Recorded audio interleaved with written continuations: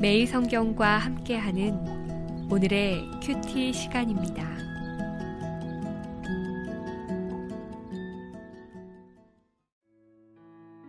(8월 9일) 오늘의 말씀은 이사야 60장 1절에서 22절입니다.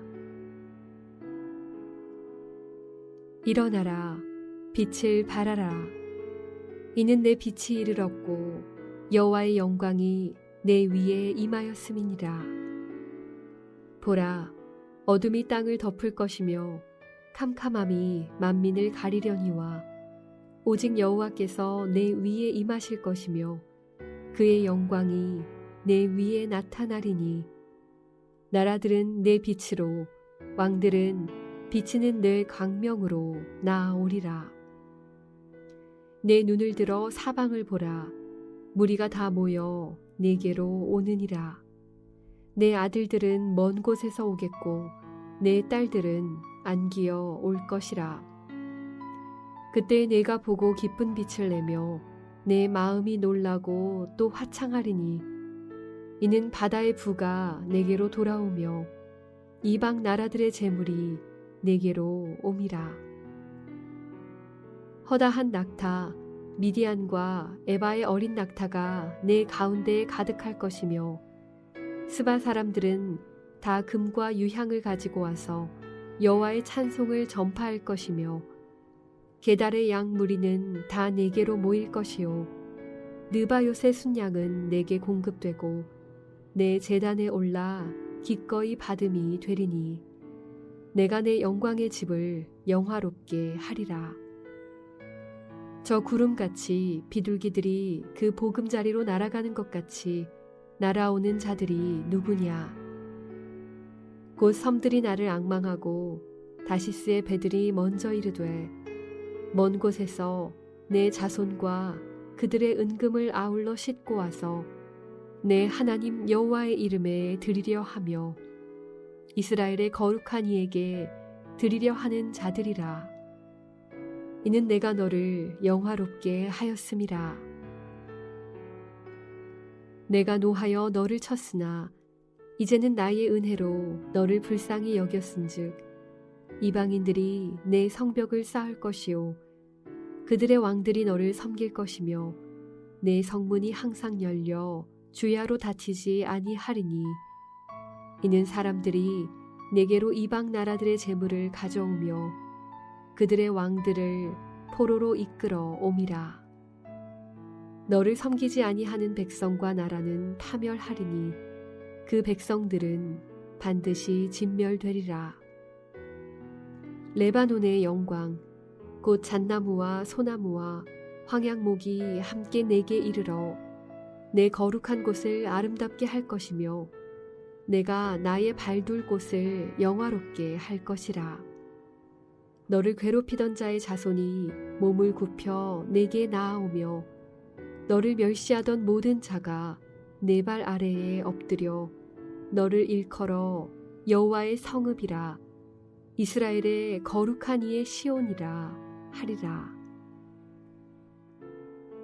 전에는 내가 버림을 당하며 미움을 당하였으므로 내게로 가는 자가 없었으나 이제는 내가 너를 영원한 아름다움과 대대의 기쁨이 되게 하리니 내가 이방 나라들의 젖을 빨며 뭇 왕의 젖을 빨고 나 여호와는 내 구원자 내 구속자 야곱의 전능자인 줄 알리라.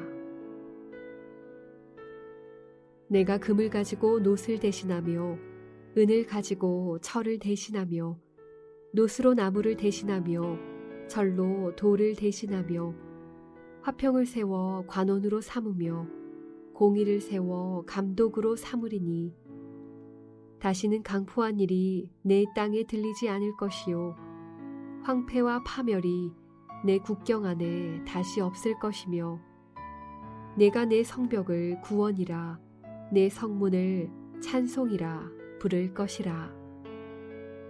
다시는 낮의 해가 내 빛이 되지 아니하며 달도 내게 빛을 비추지 않을 것이요 오직 여호와가 내게 영원한 빛이 되며 내 하나님이 내 영광이 되리니 다시는 내 해가 지지 아니하며 내 달이 물러가지 아니할 것은 여호와가 내 영원한 빛이 되고 내 슬픔의 날이 끝날 것임이라. 내 백성이 다 의롭게 되어 영원히 땅을 차지하리니 그들은 내가 심은 가지요 내가 손으로 만든 것으로서 나의 영광을 나타낼 것인즉 그 작은 자가 천명을 이루겠고 그 약한 자가 강국을 이룰 것이라. 때가 되면 나 여호와가 속히 이루리라.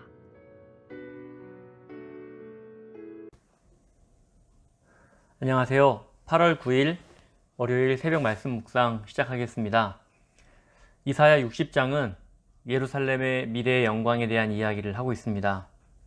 60장은 여호와께서 예루살렘의 빛으로 임할 것이며 빛으로 인하여 포로에서 해방될 뿐 아니라 이전에 누리던 영광을 그대로 얻게 될 것을 말합니다.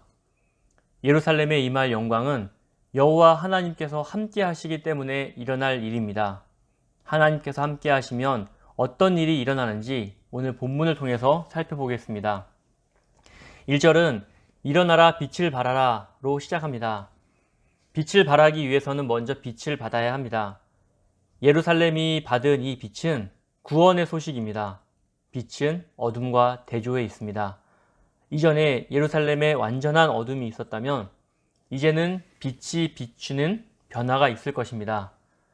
어둠으로 가득했던 예루살렘에 어떻게 빛이 비친 것일까요? 바로 하나님의 임재하심으로 빛이 비쳤습니다. 이사야 59장 20절을 보면 구속자가 시온에 임하며 라고 했습니다. 하나님은 구속자로서 예루살렘에 임하셔서 다윗에게 약속하신 영원한 구원을 말씀하셨습니다. 여호와 하나님은 당신의 약속을 신실하게 지키시는 분이십니다.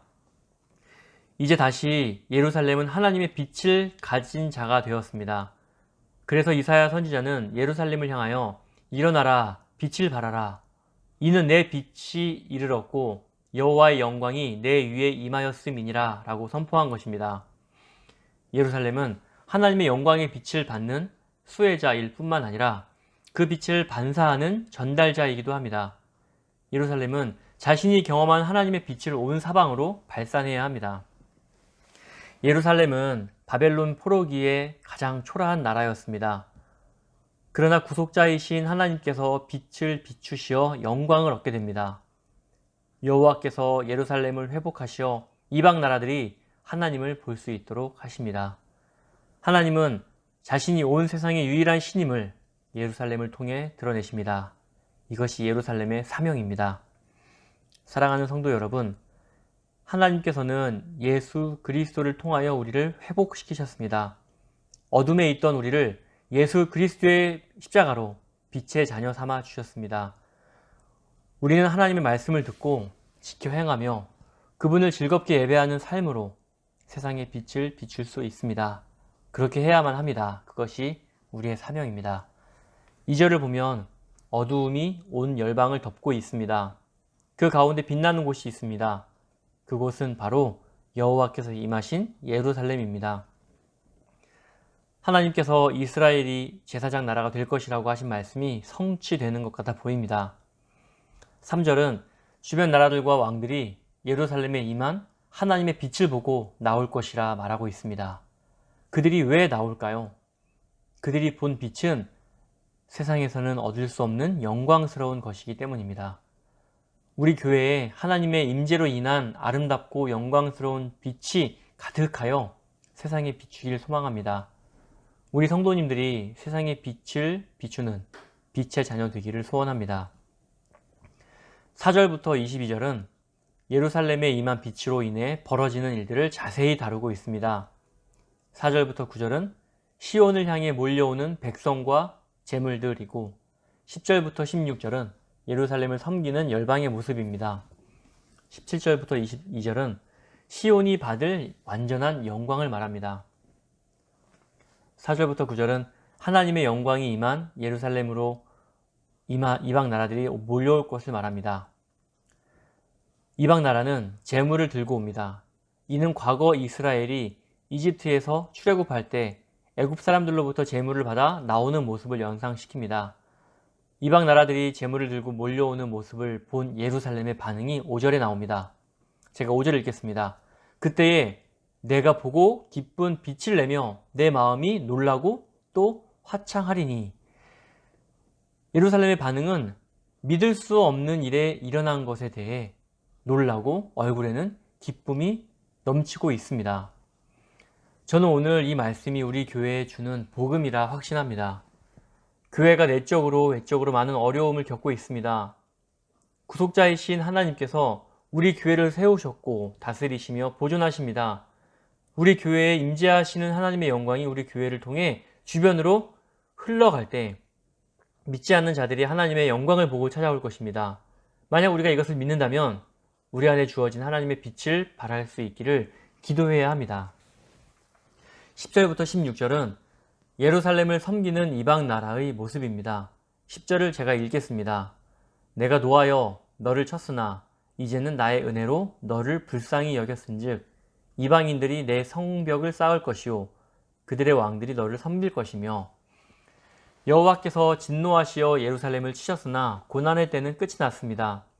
하나님께서는 당신 백성을 긍휼히 여기시는 은혜로 예루살렘에 새로운 시대를 가져다 주셨습니다. 예루살렘과 이방 나라의 운명이 완전히 역전됩니다. 예루살렘 성벽이 그 성벽을 부수었던 이방인들에 의해 재건되고 예루살렘은 자신을 점령하였던 왕들에 의해 섬김을 받습니다.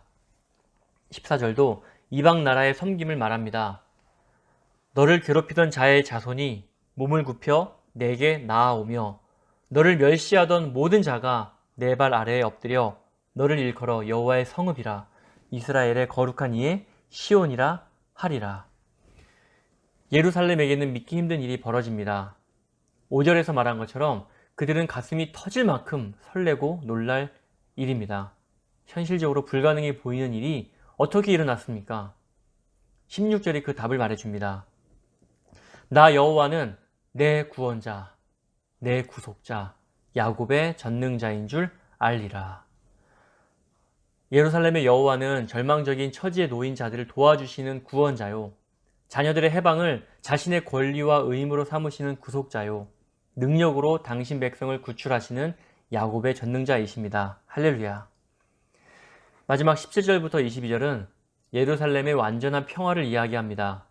17절부터 18절을 이해하기 쉽게 제가 새 번역으로 읽겠습니다. 내가 노쇠 대신 금을 가져오며 철 대신 은을 가져오며 나무 대신 노쇠를 가져오며 돌 대신 철을 가져오겠다. 내가 평화를 너의 감독자로 세우며 의를 너의 지배자로 세우겠다. 다시는 너의 땅에서 폭행 소문이 들려오지 않을 것이며 너희 국경 안에서는 황폐와 파괴 소문이 들려오지 않을 것이다. 너는 너의 성벽을 구원이라 부르고 너의 성문을 찬송이라고 부를 것이다. 이방 나라에게 억압받던 예루살렘은 하나님께서 세우신 평화의 감독자로 보호를 받을 것입니다. 화평과 공의가 지배하는 예루살렘은 황폐와 파멸이 다시는 없을 것입니다. 하나님께서 예루살렘의 안전한 평화를 보장해 주십니다. 하나님께서는 자신을 예루살렘에 임한 영원한 빛이라 말씀하십니다. 하나님께서 영원한 빛이 되어 주신다면 어두움이 들어올 틈이 없습니다. 영원한 빛이 되어 주시는 여호와로 인하여 예루살렘 백성은 다 의롭게 되어 영원한 땅을 차지할 것입니다. 예루살렘 백성은 당신을 영화롭게 하려고 하나님께서 손수 심은 가지요 그분께서 손으로 만든 것입니다. 예루살렘은 여호와의 보호 아래 있을 뿐만 아니라 철저하게 그분을 의지하는 자들입니다. 마지막 22절은 때가 되면 나 여호와가 속히 이루리라는 약속의 확실성을 강조합니다. 약속의 말씀을 받은 자들은 인내를 갖고 임박한 구원의 때를 기다리면 됩니다. 오늘 말씀을 정리하겠습니다. 예루살렘의 빛으로 임하신 하나님께서 우리와 함께 하십니다. 하나님의 임재를 풍성히 누리는 우리가 되길 소망합니다. 또한 우리 교회에 임재하시는 하나님의 영광이 우리 교회를 통해 주변으로 흘러갈 때 믿지 않는 자들이 하나님의 영광을 보고 찾아올 것을 기대하며 기도하길 소원합니다. 아멘.